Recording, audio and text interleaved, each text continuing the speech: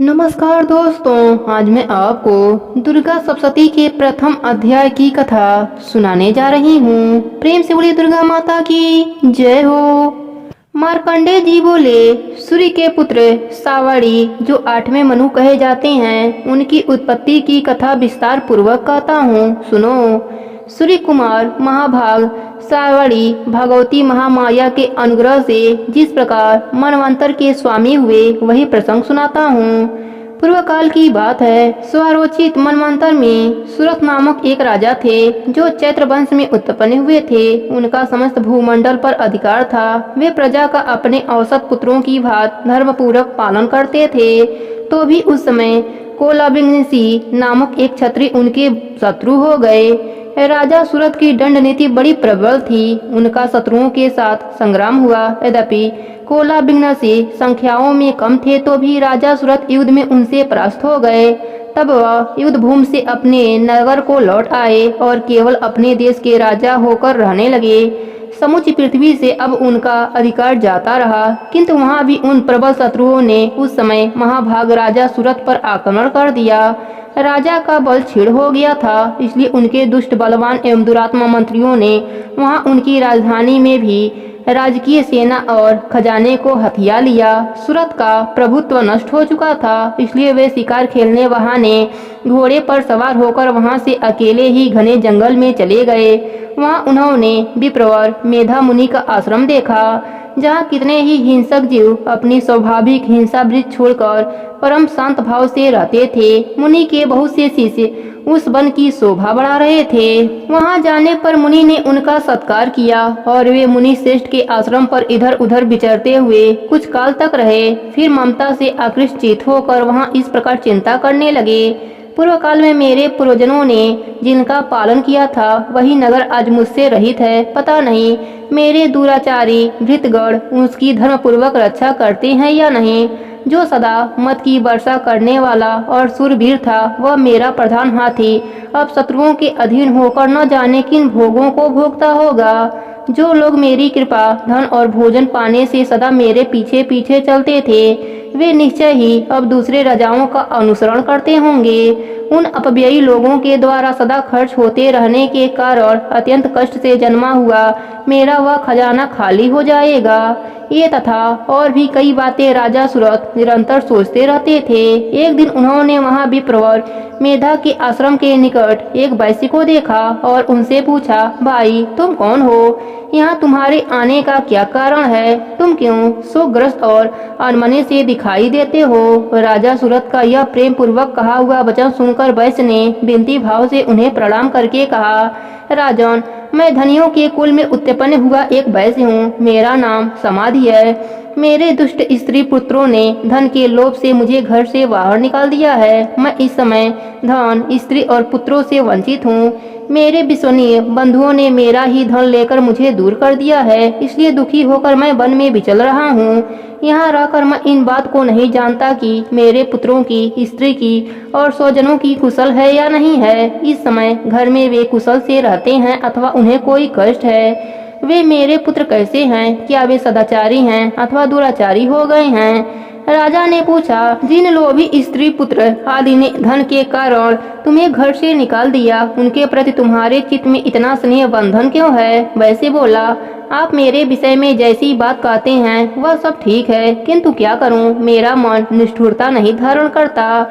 जिन्होंने धन के लोभ में पड़कर पिता के प्रति स्नेह, पति के प्रति प्रेम तथा आत्मीयता के प्रति अनुराग को तिलांजलि दे मुझे घर से निकाल दिया है, उनके प्रति मेरे हृदय में इतना स्नेह है। महामते, गुणहीन बंधुओं के प्रति भी जो मेरा चित्त इस प्रकार प्रेम मग्न हो रहा है, यह क्या है? इस बात को मैं जानकर भी नहीं जान पाता। उनके लिए मैं लंबी सांसें ले रहा हूँ और मेरा हृदय अत्यंत दुखित हो रहा है।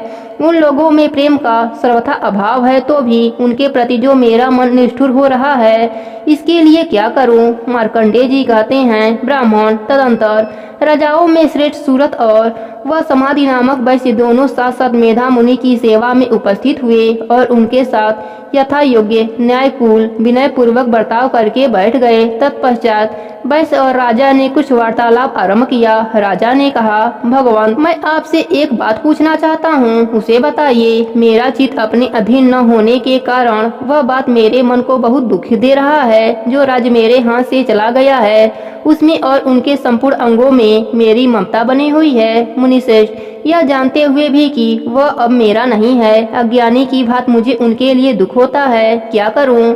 इधर यह वैश्य भी घर से अपमानित होकर आया है। इसके पुत्र, स्त्री और भाइयों ने इसे छोड़ दिया है। स्वजनों ने भी इसका परित्याग कर दिया है, तो भी यह उनके प्रति अत्यंत हार्दिक स्नेह रखता है। इस प्रकार यह और मैं दोनों ही बहुत दुखी हैं। जिसमें प्रत्यक्ष दोष देखा गया है उस विषय के लिए भी हमारे मन में ममता जनित आकर्षक पैदा हो रहा है। महाभाग, हम दोनों समझदार हैं, तो भी हम में जो मोह पैदा हुआ है यह क्या है? विवेक शून्य पुरुष की बात मुझ में और इसमें भी यह मूढ़ता प्रत्यक्ष दिखाई देती है। ऋषि बोले, महाभाग, विषय मार्ग का ज्ञान सब जीवों को है। इसी प्रकार विषय भी सबके लिए अलग अलग है। कुछ प्राणी दिन में नहीं देखते और दूसरे रात में नहीं देखते, तथा कुछ जीव ऐसे हैं जो दिन और रात्रि में बराबर देखते हैं। यह ठीक है कि मनुष्य समझदार होते हैं, किंतु केवल वे ही नहीं होते। पशु, पक्षी और मृग आदि सभी प्राणी समझदार होते हैं। मनुष्यों की समझ भी वैसे ही होती है जैसी उन मृग और पक्षियों की होती है,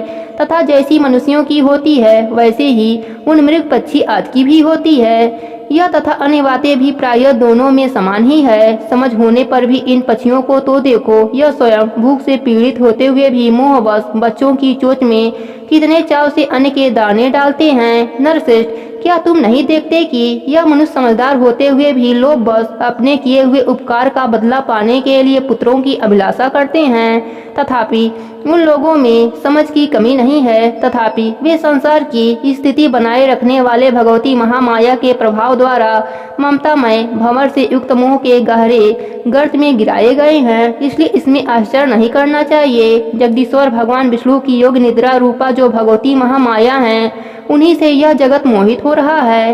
वे भगवती महामाया देवी ज्ञानियों के भी चित्त को बलपूर्वक खींचकर मोह में डाल देती हैं। वे ही इस संपूर्ण चराचर जगत की सृष्टि करती हैं, तथा वे ही प्रसन्न होने पर मनुष्यों को मुक्ति के लिए वरदान देती हैं। वे ही परा विद्या, संसार बंधन और मोक्ष की हेतु भूता सनातनी देवी हैं। राजा ने पूछा, प्रभु, जिन्हें आप महामाया कहते हैं वे देवी कौन हैं? उनका अभिभाव कैसे हुआ तथा उनके चरित्र कौन सा है? ब्रह्मवेत्ताओं में श्रेष्ठ महर्षि उन देवी का जैसा प्रभाव हो, जैसा स्वरूप हो और जिस प्रकार प्रादुर्भाव हुआ हो, वह सब मैं आपके मुख से सुनना चाहता हूँ। ऋषि बोले, राजन, वास्तव में तो देवी नित्य स्वरूपा ही हैं। संपूर्ण जगत उन्हीं का रूप है तथा उन्होंने समस्त विश्व को व्याप्त कर रखा है। तथापि उनका प्राकट्य अनेक प्रकार से होता है, वह मुझसे सुनो। यद्यपि वे नित्य और अजन्मा हैं, तथापि सब देवताओं का कार्य सिद्ध करने के लिए प्रकट होती हैं। उस समय लोक में उत्पन्न हुई कहलाती हैं। कल्प के अंत में जब संपूर्ण जगत एकाग्र वन में निमग्न रहता है और जिसके प्रभु भगवान विष्णु शेषनाग की सैया बिछाकर योग निद्रा का आश्रय लेकर सोए रहते हैं, उस समय उनके कानों के मल से दो भयंकर असुर उत्पन्न हुए जो मधु और कैटभ के नाम से विख्यात थे। वे दोनों ब्रह्मा जी का वध करने को तैयार हो गए। भगवान विष्णु के नाभि कमल में विराजमान प्रजापति ब्रह्मा जी ने जब उन दोनों भयानक असुरों को अपने पास आया और भगवान को सोया हुआ देखा, तब एकाग्रचित होकर उन्होंने भगवान विष्णु को जगाने के लिए उनके नेत्रों में निवास करने वाली योग निद्रा का स्तवन आरंभ किया, जो इस विश्व की अधीश्वरी, जगत को धारण करने वाली, संसार का पालन और संहार करने वाली तथा तेज स्वरूप भगवान विष्णु की अनुपम शक्ति हैं। उन्हीं भगवती निद्रा देवी की भगवान ब्रह्मा स्तुति करने लगे। ब्रह्मा जी ने कहा, देवी, तुम ही स्वाहा, तुम ही स्वधा और तुम ही खटककार हो। स्वर भी तुम्हारे ही स्वरूप हैं। तुम ही जीवन दायिनी सुधा हो। नित्य अक्षर प्रणव में आकार, उकार, मकार, इन तीन मात्राओं के रूप में तुम ही स्थिर हो, तथा इन तीन मात्राओं के अतिरिक्त जो बिंदु रूपा नित्य अर्ध मात्रा है, जिसका विशेष रूप से उच्चारण नहीं किया जा सकता, वह भी तुम ही हो। देवी, तुम ही संध्या, सावित्री तथा परम जननी हो। देवी, तुम ही इस विश्व ब्रह्मांड को धारण करती हो। तुमसे ही इस जगत की सृष्टि होती है, तुम्ही से इसका पालन होता है और सदा तुम्ही कल्प के अंत में सबको अपना ग्रास बना लेती हो। जगतमयी देवी, इस जगत की उत्पत्ति के समय तुम सृष्टि रूपा हो।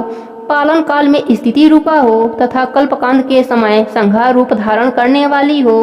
तुम ही महाविद्या, महामाया, महामेधा, महास्मृता, महामोह रूपा, महादेवी और महासुरी हो।